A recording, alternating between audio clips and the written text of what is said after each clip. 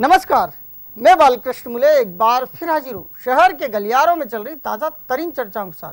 आइए सबसे पहले बात करते आकाश के बोल पर आई प्रतिक्रिया की।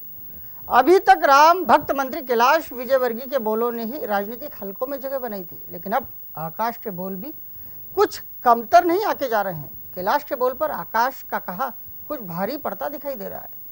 महू क्या चीज़ है सब जानते हैं, दरबार कौन है, कैसे चुनाव हारे ये भी सबको पता है। ऐसे में केवल मैं और मेरे कार्यकर्ता चुनाव जितवा देंगे ये कहना बड़े बोल बतौर चर्चाओं में है। महू को कैलाश छोड़ कोई फतह नहीं कर सकता, इसे हर बड़ा और छोटा नेता जानता है। ऐसे में आए आकाश के बोल फिर चर्चा का केंद्र बिंदु बन उभर पड़े। सुर्खियों में बने रहना एक कला है, वो कला कैलाश विजयवर्गीय बखूबी जानते हैं, लेकिन अब उसी कला का मुजाहिरा मंत्री पुत्र आकाश भी करवाने निकल पड़े हैं। अब तक कैलाश के बोल पर आकाश सुर्खी बनते आए हैं, लेकिन पहली बार ऐसा कुछ हुआ कि जिसमें बोल आकाश के हैं लेकिन सुर्खी बनी है पिता कैलाश विजयवर्गीय की। मंत्री जी के पोस्ट पर आकाश का कहा अब भारी पड़ता दिखाई दे रहा है। शहर से लेकर महू के गलियारों तक आकाश के बड़बोलेपन की चर्चाएं की जा रही है। ये बात भी उतनी ही सच है कि महू में आकाश ने दीवानों की फौज खड़ी कर ली है, लेकिन चुनाव में दीवाने नहीं मतदाता वोटिंग करते हैं। महू के गलियारे कहते हैं कि आकाश का भविष्य बेहद सुनहरा है, लेकिन उनका कहा पूरी तरह से दुरुस्त नहीं कहा जा सकता। फिलहाल प्रदेश में ऐसा कोई लीडर नहीं जो सिर्फ पर्चा भरकर चुनाव जीत सके।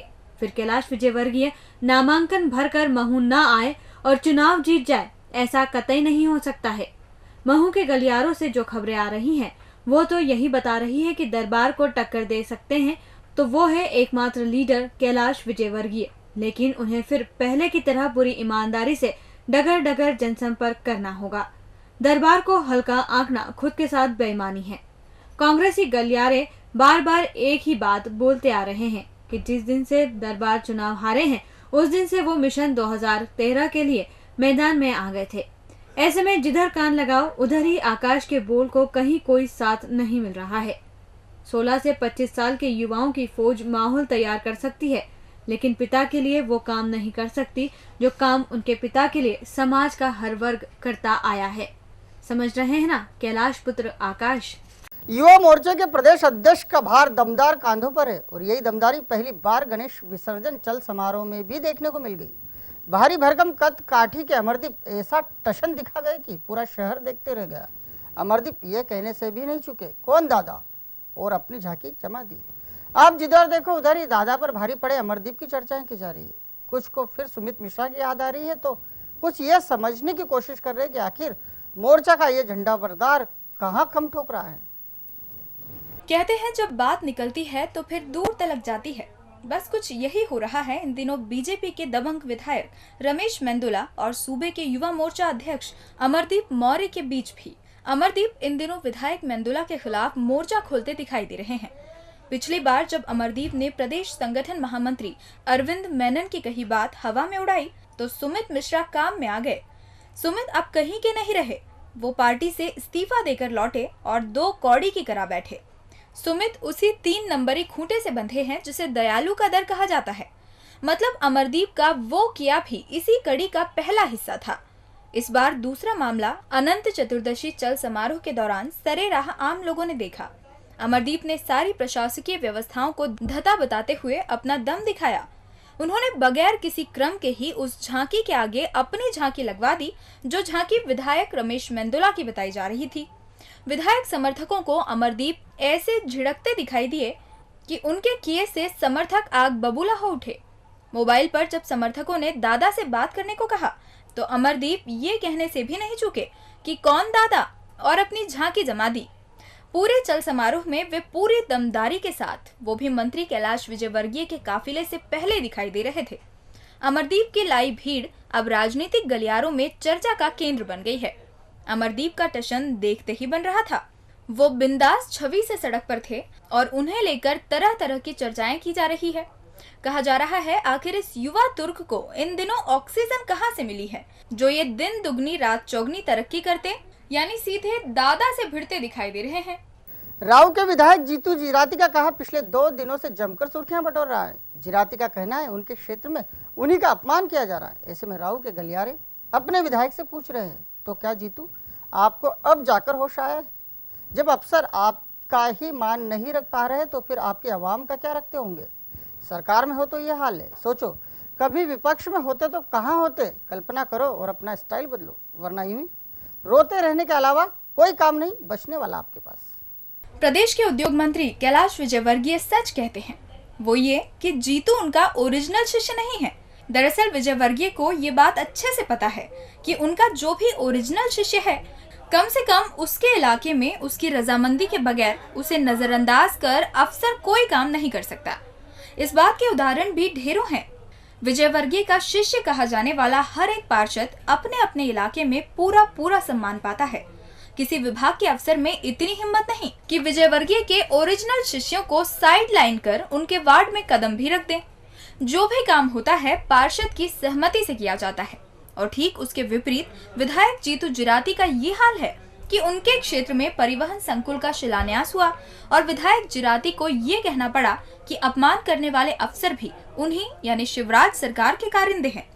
गांवों के गलियारों में चर्चा की जा रही है कि पता नहीं कैसे विधायक के अपमान का घूंट पीकर भी मंच साझा कर बैठे, जबकि राऊ के गलियारों में रहने वालों को ये अपमान कतई बर्दाश्त नहीं हो रहा।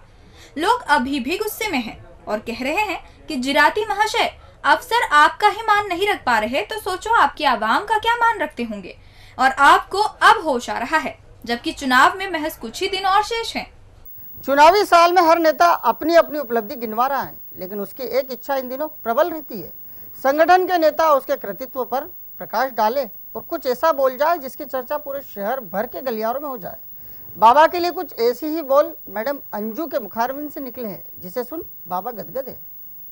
विधानसभा क्षेत्र क्रमांक 5 इन दिनों विधायक का खेल खेलता दिखाई दे रहा है। बात बगीचे की सफाई की हो या ड्रेनेज लाइन की सफाई की, यहाँ हर बात पर आयोजन होना आम हो चला है। छोटी छोटी समस्याओं को दूर करने के लिए यहाँ बड़े बड़े आयोजन किए जाते हैं। ऐसे ही एक आयोजन में पहुंची महिला मोर्चा की प्रदेश उपाध्यक्ष अंजू माखीजा ने महेंद्र बाबा के लिए ऐसा कुछ कह दिया जो यकायक ही चर्चा का विषय बन गया। 5 नंबरी गलियारों में अंजू मैडम के मुखारविंद से निकला ये सच बाबा का सीना चौड़ा कर गया। मैडम ने जैसे ही ये कहा कि मंत्री होकर विकास के काम आपने कितने किए उससे मुझे मतलब नहीं, लेकिन 5 साल मंत्री रहने के बाद एक भी भ्रष्टाचार का दाग नहीं लगा, यही सबसे बड़ी हमारे विधायक की उपलब्धि है। ये सुनकर सभी रहवासी भी गदगद हो उठे। हालांकि इसी के साथ उन्होंने ये भी जोड़ा कि चुनाव में भाजपा का ध्यान रखें।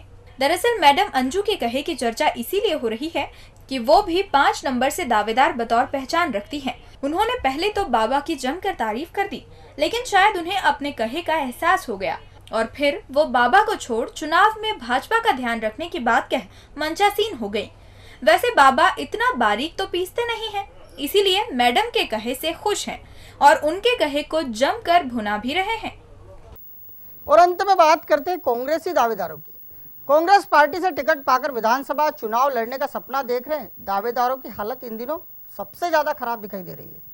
टिकट के फेर में दिल्ली दौड़ लगा बैठे दावेदारों को ना वहां से कोई सकारात्मक संदेश मिला, ना ही वो शहर में निकले पारंपरिक अनंत चतुर्दशी चल समारोह में शिरकत कर पाए। अब ऐसे में कांग्रेसी सिर पर हाथ लगाए ये कहने से नहीं चुक रहे, ना इधर के रहे ना उधर के। मिशन 2013 के चुनावी रण में उतरने की प्रबल इच्छा रखने वाले कांग्रेसी दावेदारों को न तो अपने संगठन यानी कांग्रेस पर भरोसा है, न ही खुद पर। यही वजह है कि अनंत चतुर्दशी जैसा भव्य पारंपरिक चल समारोह छोड़कर सारे के सारे कांग्रेसी दावेदार दिल्ली कूच कर गए। अब जैसे जैसे कांग्रेसियों की वापसी हो रही है, वैसे वैसे उनके मुख से निकली बातें चर्चा का विषय बन रही है। कांग्रेसियों ने दिल्ली कूच तो ये सोचकर किया था कि उनके नेता उन्हें ये कहकर राहत देंगे कि आप इलाके में जाओ, बाकी दिल्ली दरबार का काम वो खुद देख लेंगे। लेकिन इस बार इतना दम भरने की हिम्मत कोई लीडर नहीं दिखा पाया। जैसे तैसे बड़े नेताओं से सिर टकराकर दावेदार लौटे तो शहर में अनंत चतुर्दशी जैसा भव्य समारोह निकल चुका था। सत्ताधारी दल का एक एक विधायक अपनी अपनी उपस्थिति दर्ज करवा चुका था। जो अलग अलग विधानसभा क्षेत्रों से दावा जता रहे हैं वो नेता भी 2 झंडों के साथ ही सही, लेकिन अपनी मौजूदगी दर्ज करवा चुके हैं। आम जन के उत्साह में कांग्रेस के भावी जनप्रतिनिधि कहीं नजर नहीं आ रहे थे। भैया दिल्ली में थे तो उनके जन इंदौर में घूम रहे थे।